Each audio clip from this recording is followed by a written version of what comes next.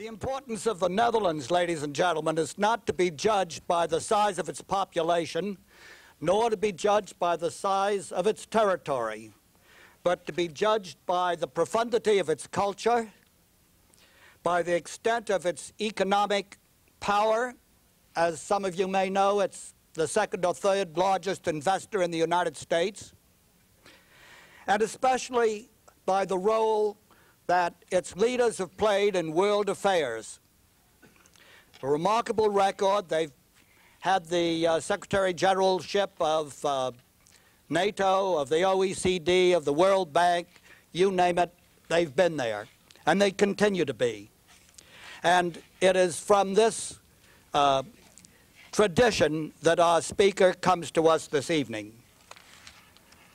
The ambassador, who was born in 1935 in Vienna, has served in Moscow, Geneva, London, Nairobi, Brussels, before going to the United Nations as the permanent representative of the Netherlands. He then went as the permanent representative of the Netherlands to the North Atlantic Council in Brussels. He came to us in April of this year. He's a man of great culture. He speaks only 7 languages fluently: Russian, French, German, Italian, Spanish, English, of course, and even Dutch. He is married to Françoise Monton, has 2 sons. They're all great skiers. He is my personal friend, and it's with great pleasure that I introduce to you Ambassador Adriaan Jacobits to Szeged.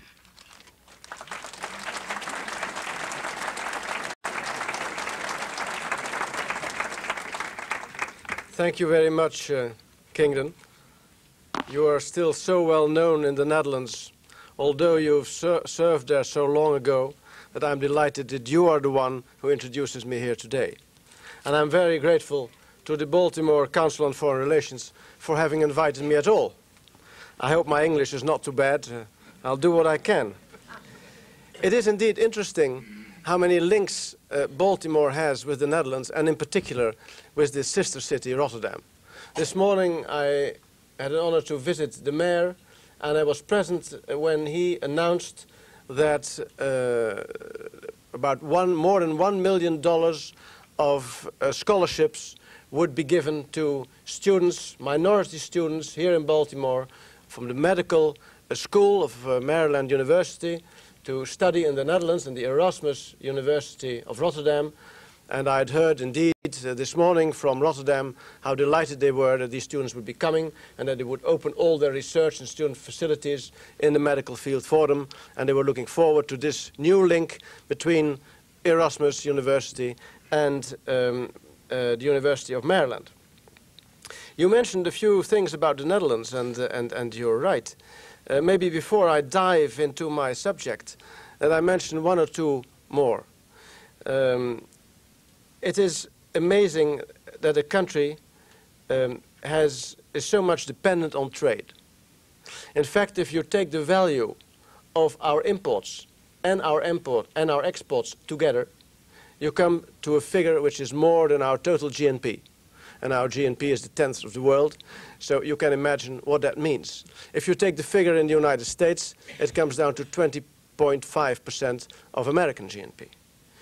We are indeed dependent on trade, but it is interesting maybe to note that the United States has its largest trade surplus with any country in the world, with the Netherlands.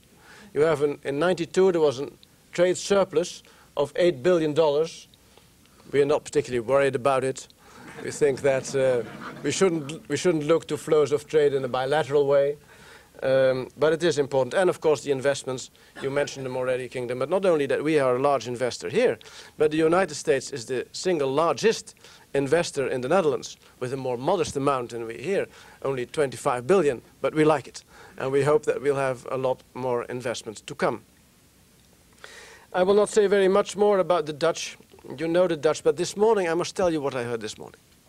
This morning someone told me, you know how I recognize a Dutchman in the street? It's because of his walk. It's a swaying walk, as if he was still on a ship on the high seas. I know you'll have to judge for yourself when you see him walk me away, but it was new to me. What I do know, of course, is that how you do recognize a Dutchman. That is not a joke either. When you invite a Dutchman to your house and you ask him what he wants to drink, you'll see that before answering, he'll look at his watch and he'll say, well, it's about time for, and then comes whatever the time of the day is, because there is a time for everything. And you know that we are a measured people. We drink 1 glass of Dutch gin a day, ununderstandable in colder climates, but normal for us, and we enjoy it. But I'm not come here to speak about the Dutch. My subject tonight is NATO, the road ahead after the summit. Now, being a Dutchman, I'll take the rude and blunt way of saying immediately what I have in mind. I see NATO's road ahead essentially in 3 directions. One is NATO turning eastward, making it possible for democratic countries in Europe to come closer to NATO and eventually become members of NATO. That's one. Second is, within the alliance, the road ahead, towards another equilibrium between Europe on one side and America on the other side, making the European pillar relatively stronger. And the third road ahead is maybe the most difficult, is the road towards military operations outside the territory of the NATO members. Operations for peace and humanitarian purposes. But let me say and mention a few basics first. What was the situation until now? Since it started, NATO, in 1949, its task has been always to protect its members, obviously, to enhance their security, and to promote stability. That has not changed. But the means to implement those tasks have changed due to the different challenges of our times. Contrary to the situation a few years ago, when the threat was a massive attack from the Warsaw Pact, which could take place within 48 hours on the total border from the north of Norway to Turkey, that is gone. The risk now is different. The NATO members have declared at their summit in Rome, the end of '91, that what they saw as the risk for their security was the adverse consequence of instability in the areas adjoining NATO, east of NATO essentially, but maybe also south of NATO. Now, in order to deal with that risk, the main task now for NATO is to promote stability, essentially eastward. So the focus of NATO has been shifting from deterrence and defense to the promotion of stability. Now, how to implement that? There are essentially 2 means, in my view: political means and military means. Political means are consultations, cooperation, common action with the Central and Eastern European countries. Military means are the possibility for NATO to use its forces for peace or humanitarian operations outside its border and thereby promote stability. Now let me say a few words about the political means. In order to replace confrontation by cooperation, the North Atlantic Cooperation Council was set up about 2 years ago, with as members all the countries from the former Warsaw Pact and from the CSCE. It was quite interesting to see that gathering in the NATO Council. The members are placed in alphabetical order, starting with Belgium on the left and ending up with the United States at the right. But when the Atlantic Cooperation Council meets, you see the Secretary General of NATO, the chairman of the meeting, rather isolated, linguistically only. He is sitting between Armenia on his left, followed by Azerbaijan, have some difficulty communicating as well, and ending up by Uzbekistan. That's a different sort of NATO. It is not NATO. It is the Cooperation Council. But it shows in what direction we are moving eastward. Now, why are they there? They are invited to consult and to cooperate at all levels, ministerial level, ambassadorial level, and at what is so nicely called the working level. Consultations took place about security issues relevant to those countries, but more important, cooperation in the military field came about. Visits were arranged between the military from east to west and from west to east. Military from Eastern Europe were visiting, starting to follow courses in the military academies in the west. Western military were lecturing in the east. And projects were even implemented. For example, in environmental cleanups of exercise grounds to joint planning of military exercises. Now, the essence of all this, which happened in the last 2 or 3 years, was to build confidence, to get over this enemy image, and to create transparency and show the Eastern European countries how a democracy worked, how democratic control over the military in the West came about. It was for many of these countries almost impossible to imagine that a civilian would be Minister of Defense. I remember how proud some of them were after 1 or 2 years. We are the first country, it was in fact, I think it was Hungary, had the first civilian Minister of Defense of all the Warsaw Pact countries. And let alone, of course, that military budget were in all openness dealt with as in our countries and decided upon by democratically elected parliaments. That was all new. But creating confidence, consultations, common projects were not enough. The question arose, should we extend NATO membership? And here I come on my first road ahead, the road for NATO eastward. Now, in those considerations, 2 aspects were maybe more important than others. One is that Russia does not yet like to see NATO move eastward. NATO was and is still considered in certain circles in the former Soviet Union, and particularly with some parts of the military, as an organization of the enemy from the Cold War. The idea that NATO membership would move in the direction of their borders is therefore still a difficult issue to accept. On the other side, there was and is the eagerness of certain Central and Eastern European countries to join NATO as soon as possible. Largely, I would think, for 2 reasons. The main reason is probably a political, psychological one. Joining the alliance is proof that one belongs to the Western world of democratic nations. But secondly, also, of course, the purpose was to be defended against future threats, which are not imminent, but which might come about because of the tremendous instability to the east of their borders. And we in the West do not want to create new divisions in Europe. But that was the sort of problem which we were confronted with.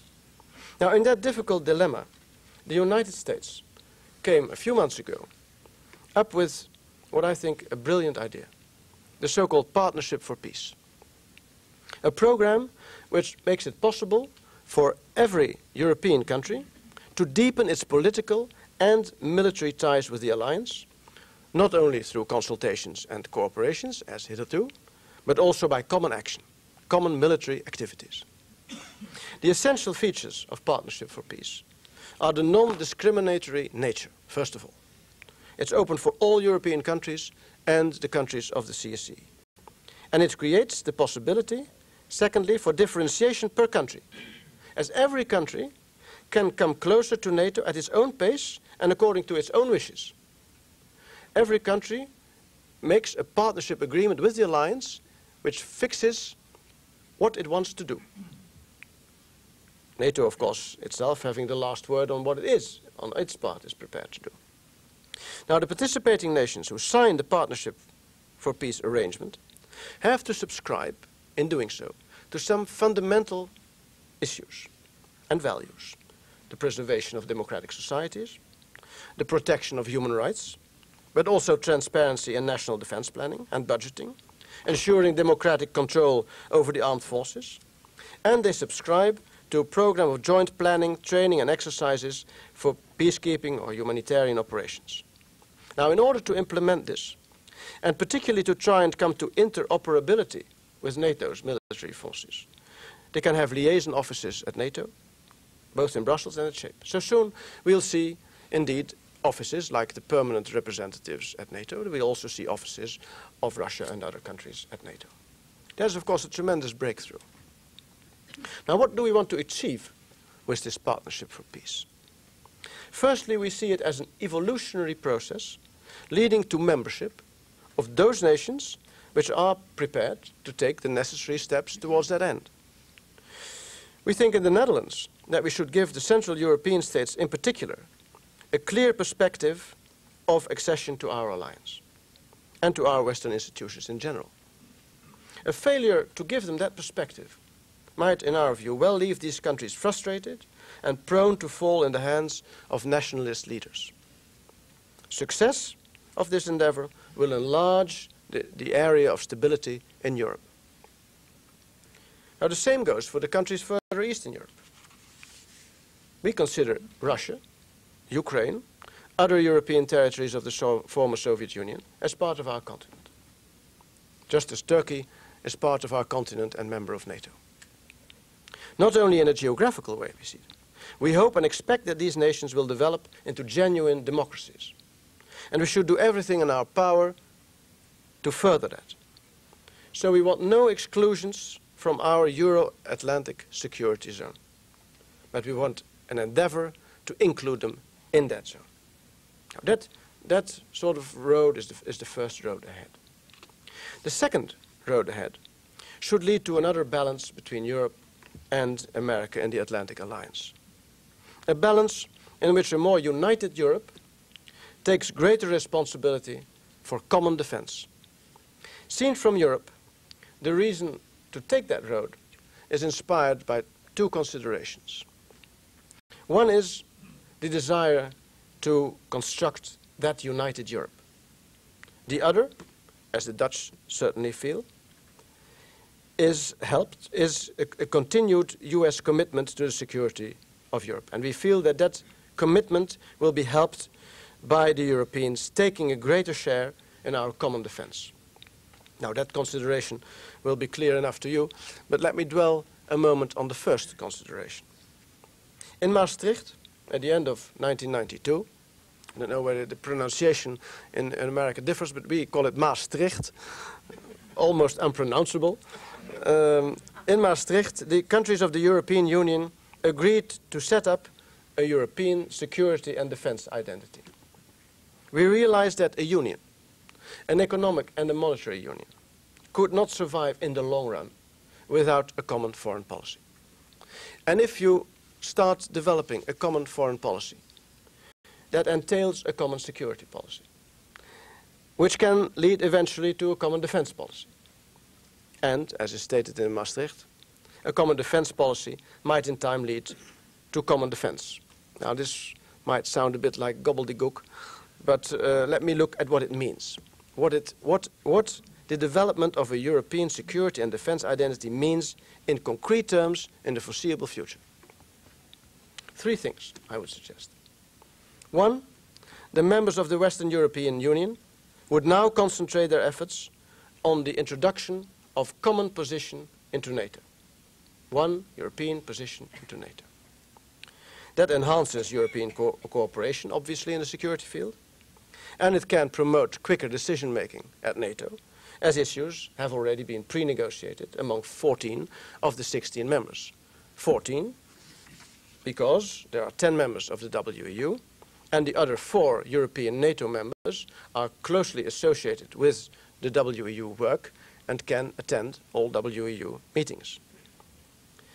Now, a proviso to which we in the Netherlands certainly attach much importance is that when we come to these views and we bring them forward in at NATO, that they are flexible, open for discussion, and indeed open for possible modification, in order to come to a common view with our North American allies. 2, a start will have to be made in this European defense identity to formulate the outline of a common defense policy, which reinforces the transatlantic link and enables the European allies to take greater responsibility for a common security and defense. The Dutch will have the presidency of the WEU, the Western European Union, as from 1st July in this year, and we'll certainly see it as our task to start work in that direction. 3, on the military side, we envisage the possibility of military operations by the WEU in cases where NATO chooses not to act. At the last NATO summit meeting in December, the allies agreed to make collective assets of the alliance available for WEU operations. Now that makes it possible to use NATO assets in a flexible way, either for NATO or for the WEU. In our view, this is important. It prevents that WEU has to set up own structures in parallel to those of NATO. And of course, another element which happens now is that in Europe, we are integrating our armies. And that's quite an interesting phenomenon, maybe certainly for a country which has some difficulty in having its own soldiers operate under foreign commanders. In the near future, the Dutch land forces will be merged with the German land forces. There will be one army corps with a Dutch division and a German division. The command structure will be totally integrated. The headquarters will be integrated. They will be in Germany. The first commander will be a Dutchman. And we are going to operate together in future. Another part of our forces, of our Marines, are part of a British Netherlands amphibious force, which operates together. And of course there are other examples. You have the French, German corps, where now the Belgians and the Spanish come by. So you see, but certainly for the Netherlands, this is a rather important event, as it boils down to the fact that the active part of our land forces will be merged with the Germans. It wasn't a big discussion 40 years after the war, because we are accustomed to working with the German military for 40 years now in defending NATO territory.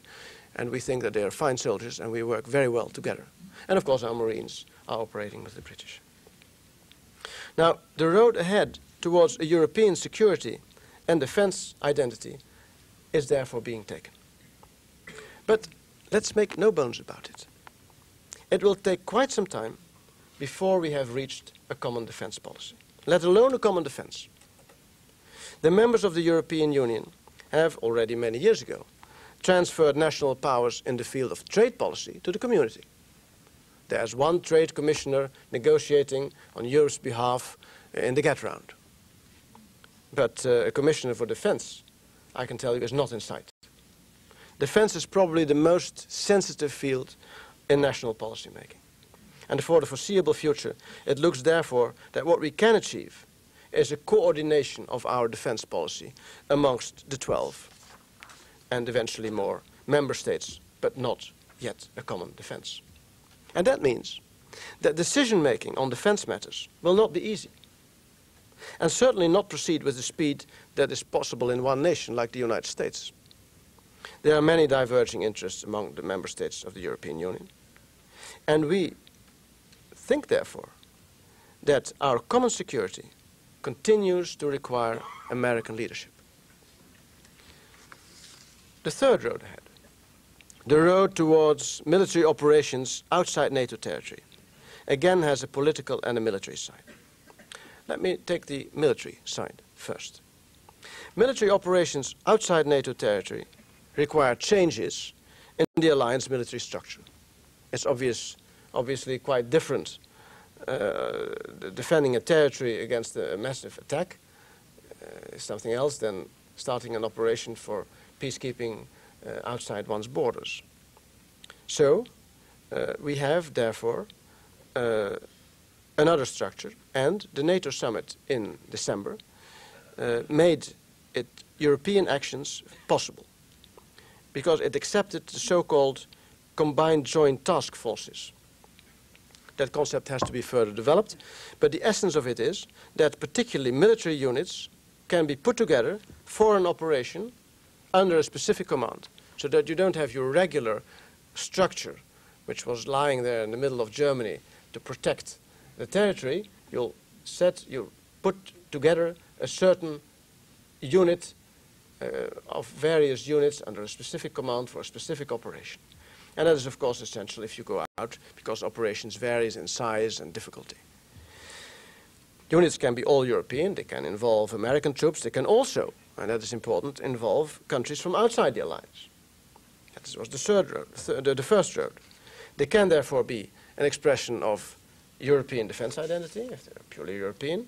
They can also be an implementation of the Partnership for Peace program if countries from Central and Eastern Europe enter such a unit for a particular operation. Now this road ahead leads towards a more flexible military structure. But keeping an integrated structure, as we have now in NATO, is essential to maintain our alliance in a strong position. If we would do away with that integrated structure, with one commander at the top, NATO would be little more than a CSCE with a somewhat stronger military side. I'm therefore personally convinced that if new members accede to NATO, they should join the military structure. We have already two countries in the alliance, France and Spain, which are outside the military structure. That does not make life easier. But if we would move towards an alliance with a great number of member states, which would not be part of the military structure, then we would risk to get a two-tier alliance of unmanageable proportions. And then the more political side of this particular road ahead. First of all, NATO is only prepared to operate outside its territory under a mandate of the Security Council or the CSCE. That is an important limitation. And it explains to a certain degree why NATO has as yet not done more in the former Yugoslavia, but only to a certain extent. At present, NATO is performing what has been asked by the UN in Yugoslavia. Namely, its aircraft monitor and can enforce the no-fly zone over Bosnia, and with the WEU, NATO Navy units enforce the embargo against Serbia, Montenegro and the Adriatic. NATO is prepared to do more. The NATO summit last December has reaffirmed NATO's readiness to carry out airstrikes in order to prevent the strangulation of Sarajevo, the safe areas or other threatened areas in Bosnia. But of course, under the general authority of the UN Security Council. I'll come back to the problem of Bosnia in a moment because there's a lot more to say about that. But in these sort of operations of the third road, it is crucial for the European and North American partners to tackle them together. When I arrived in this country last spring, as you mentioned, I was somewhat unhappy about remarks that Bosnia was essentially a European problem. I came from NATO, where we had not long before formulated the major risk for the alliance as being the consequences of the instability in Eastern Europe. Here was a grave area of instability, therefore a risk to the alliance. If such a risk was a European problem, implying that the United States should not be really involved, what would be the future of NATO? Would we then have European and American problems, different problems? I feel very strongly that we have a common problem. Of course, we can discuss in NATO, in a particular situation, what effort should be done by the Europeans and what effort should be done by the Americans. But it should remain a common problem.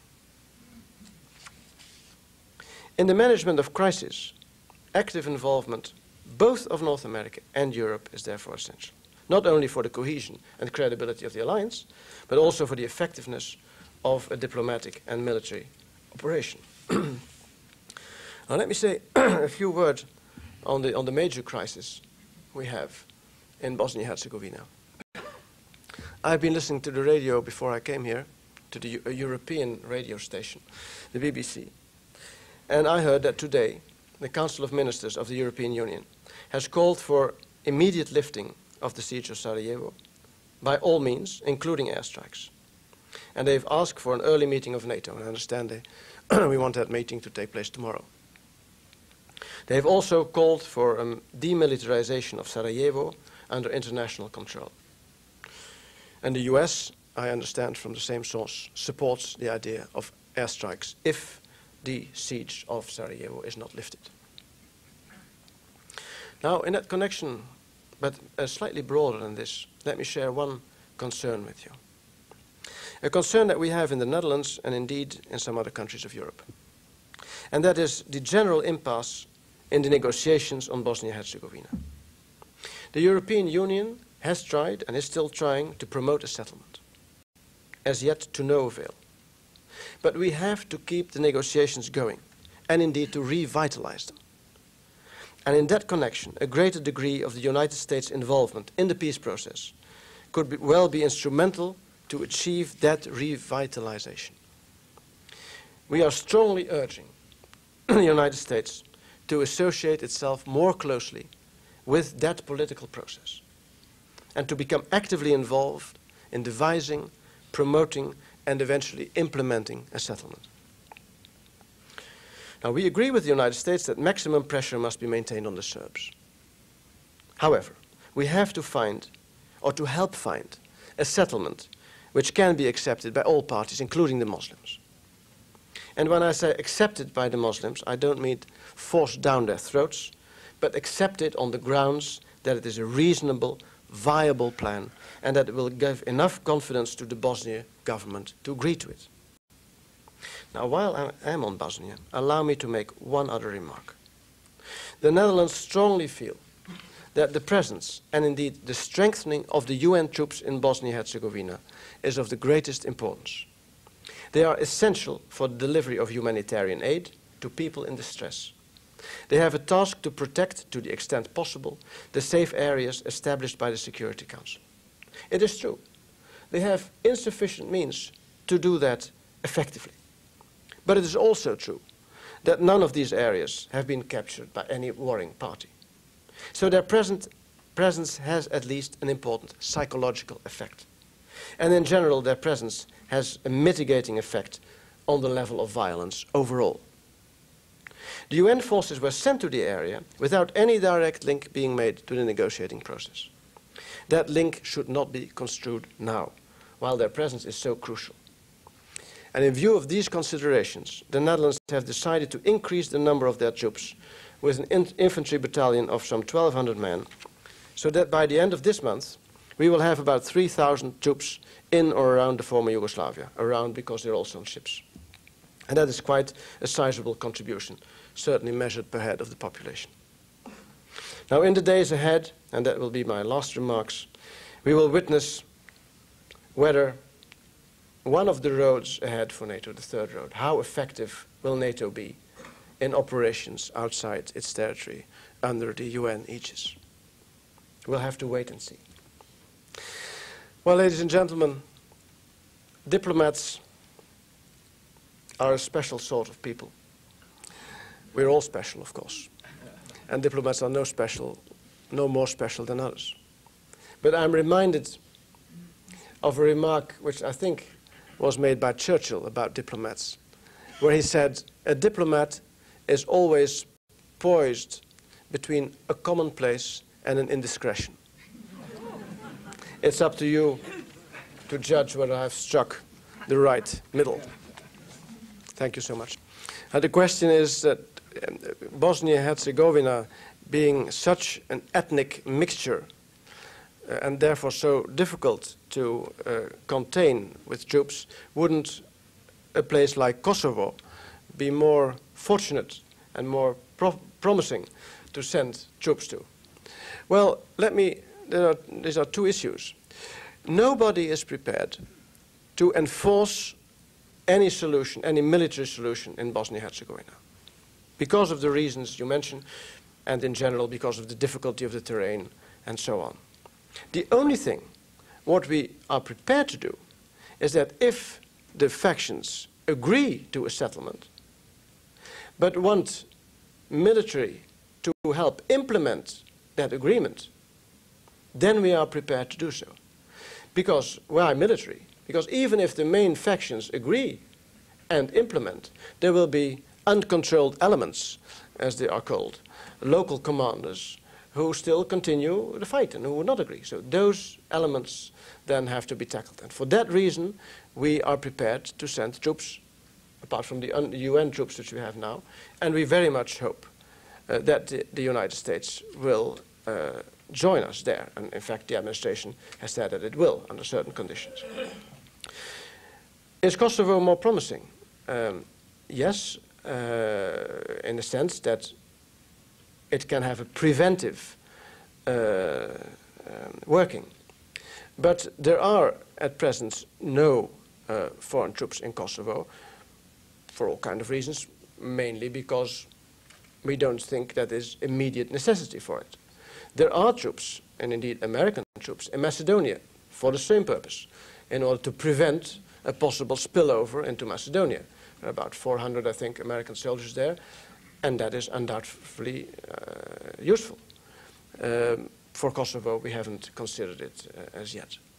The question is, would we talking about NATO moving eastward, would NATO really be prepared to risk its soldiers to defend members of the former Warsaw Pact? Well, frankly, we think that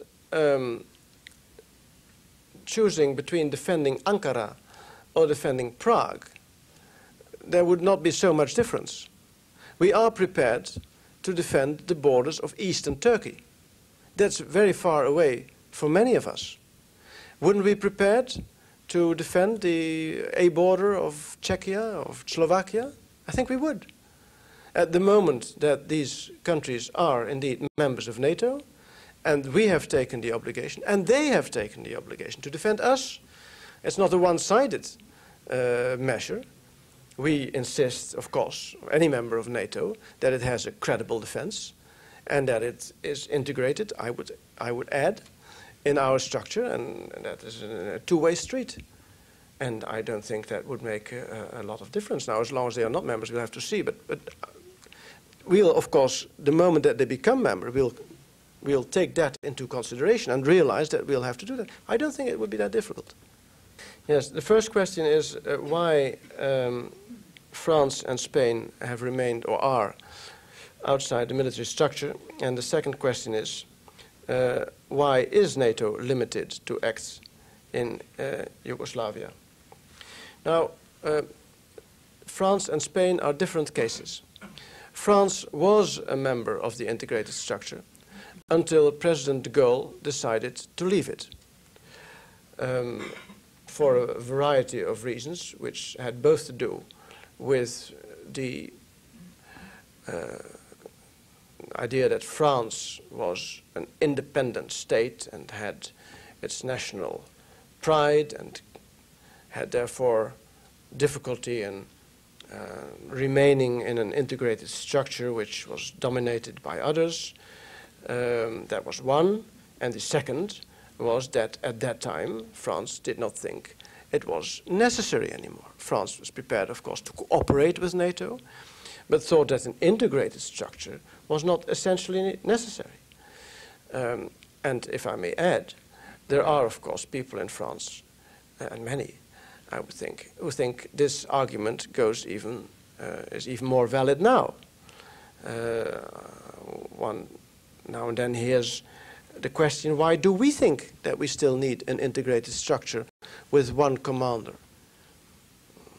Of course, in a situation where you can be attacked on the whole territory from Norway to Turkey, you would need one commander.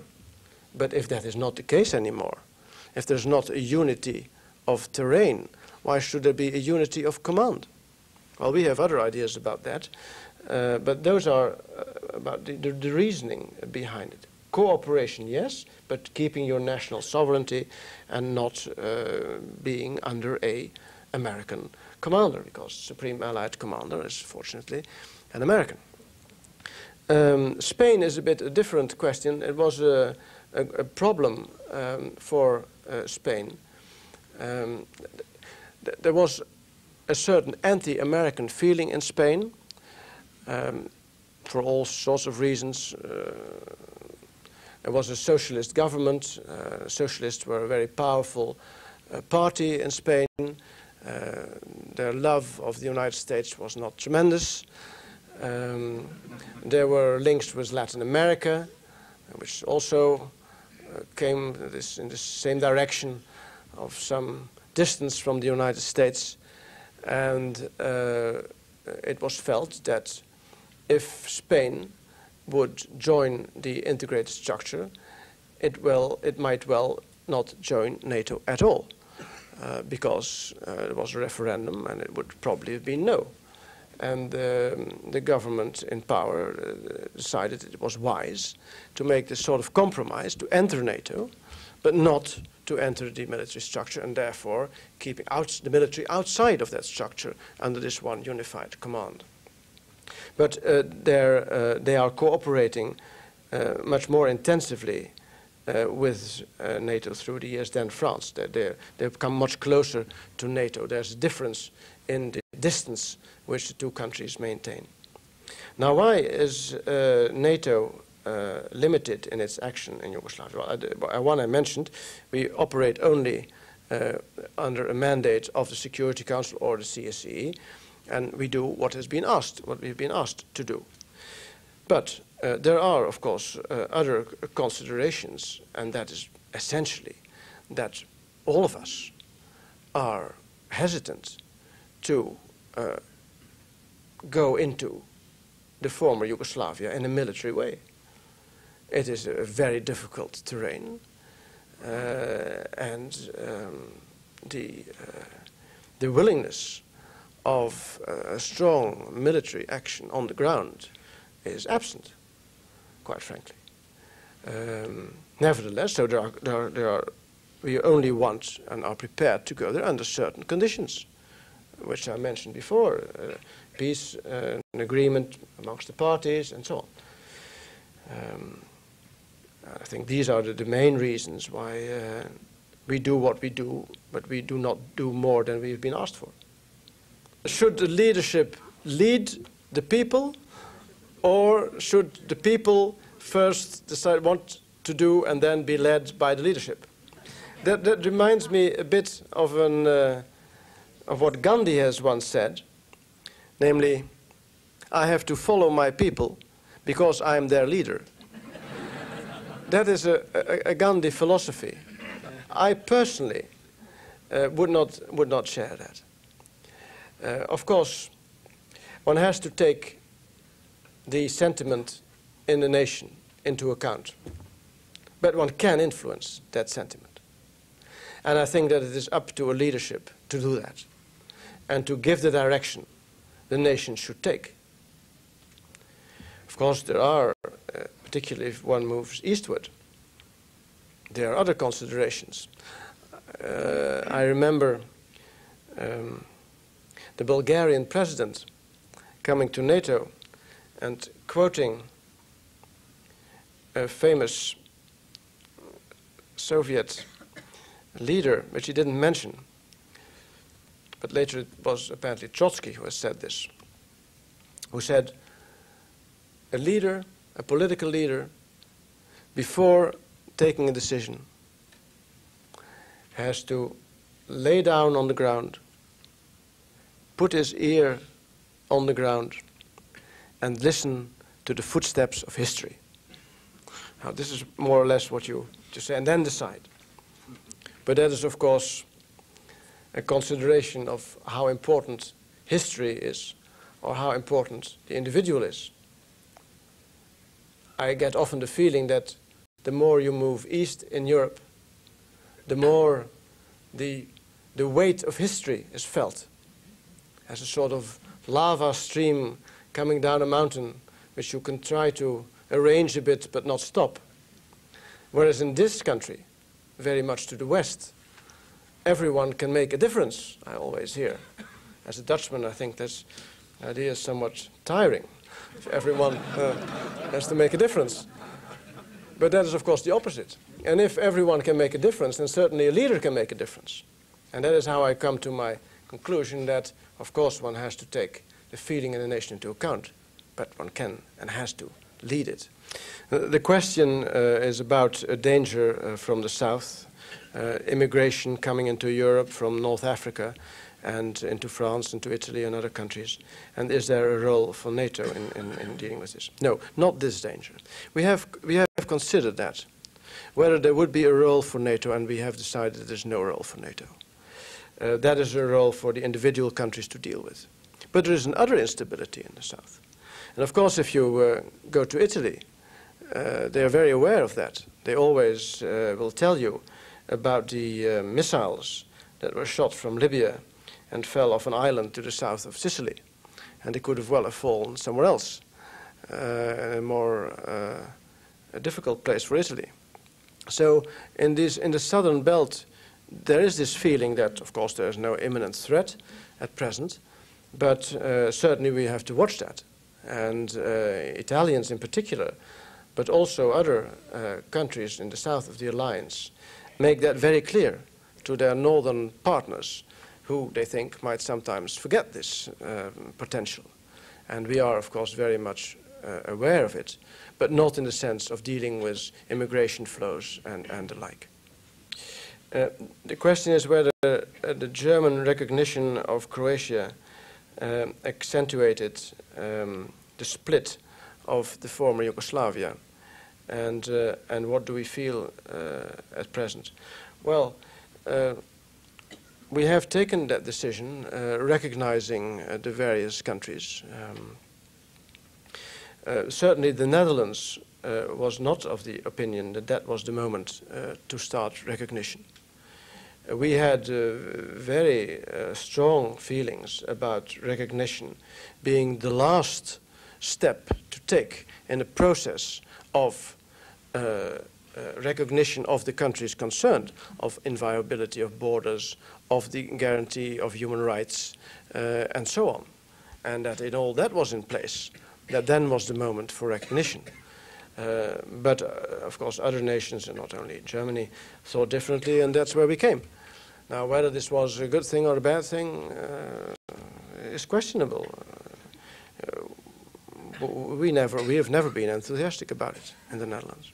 What language do we speak when we join armies together? That's a very good question. I should have mentioned that because it's quite fun, in fact.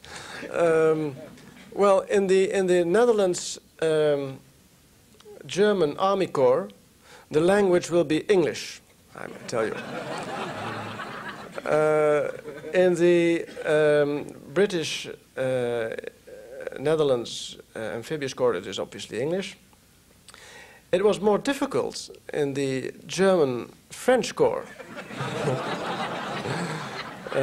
especially when the Belgians joined.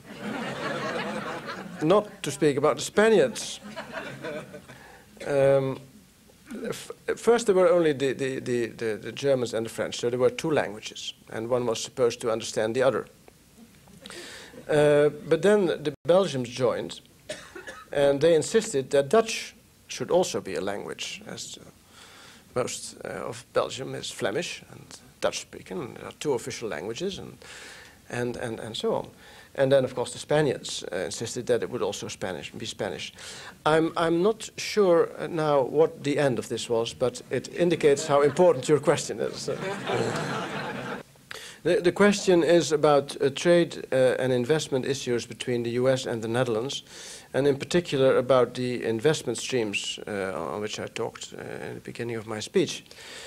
Well, there's not much to add as far as the investment is concerned, apart from one factor, and that is that the growth of Dutch investments in the United States has decreased in the last few years. It's still, of course, increasing, but to a much lower growth rate. And the reason for that is of course manifold. There is a recession in the Netherlands, there are less investment funds available, but also there is a certain anxiety about legislation in the United States, and a sort of caution to go into the United States because of possible legislation and possible measures in the United States. If you are interested in the details, then have to refer you to my economic counselor, who is not in this room, so you will have to take contact with him. But in general, of course, the flow is going on, but to a lesser degree. Equally in the trade issue, apparently, but I haven't, the last figures are not yet there, that the surplus you had of $8 billion US dollars in '92 is being diminished greatly. I don't know to what, we haven't got the final figures, but the tendency is that in fact your exports to the Netherlands have been decreasing and your imports have been increasing. And we'll see how far that goes. But that is all as a general, in general what I can say about it. Yes, sir. The question is, after the introduction, essentially, would a successful Serbia be a threat to Europe? That depends on what kind of Serbia we will have. We, of course, would want that Serbia would be a democratic country, which obviously recognizes the borders and in which human rights are guaranteed. That is the sort of Serbia we are working for. What kind of Serbia we will have is difficult to see at present. Of course, any country in Europe, Serbia or otherwise, which turns to a dictatorship of an aggressive nature, violating human rights, is a danger for the alliance. Now, whether Serbia will be such a nation, I don't know. If it is not a danger, and if it is, it may well be. We'll have to see how it develops. The question is whether the Netherlands has an open-door policy on drugs, and if we therefore have an increased crime problem. We distinguish, the answer is in both cases, broadly speaking, no. But it is more subtle than that, and I'll explain it to you. First of all, we make two differences. We make a difference between hard drugs and soft drugs, and we make a difference between use and trade.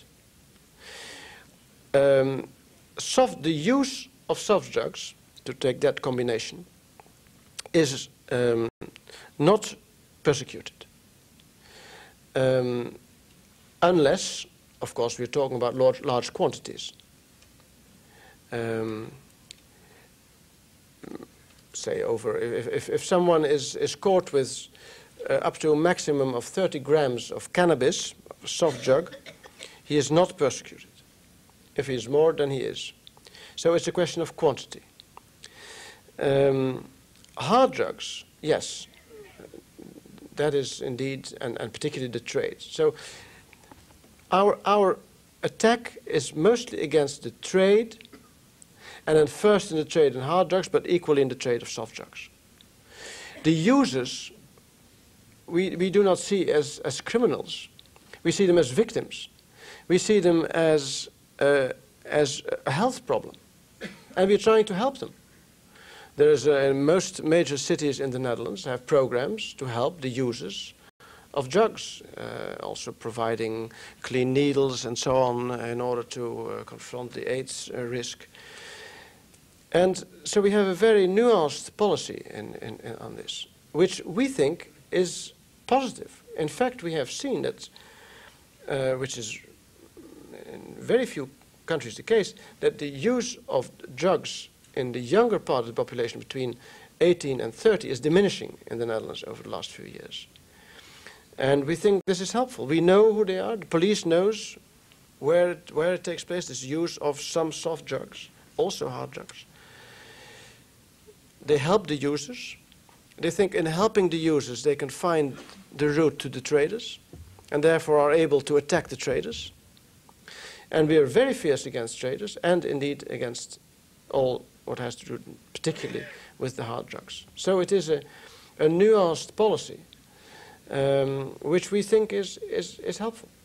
The question is, what the statement was, rather, Russia has vetoed the accession of some members to NATO, and how is it that we agree with such a veto? What can happen in the future? Then will this veto? What can happen in the future when this veto is repeated? Well, first of all, there are no vetoes at all. It is NATO that decides on what members it will take, and they can, of course, not be vetoed by any country outside NATO. That is clear. There's a consensus in NATO, and that's it. Now, what is the Russian position? It's a bit more subtle than your position. than the position you mentioned. President Yeltsin has written a letter to NATO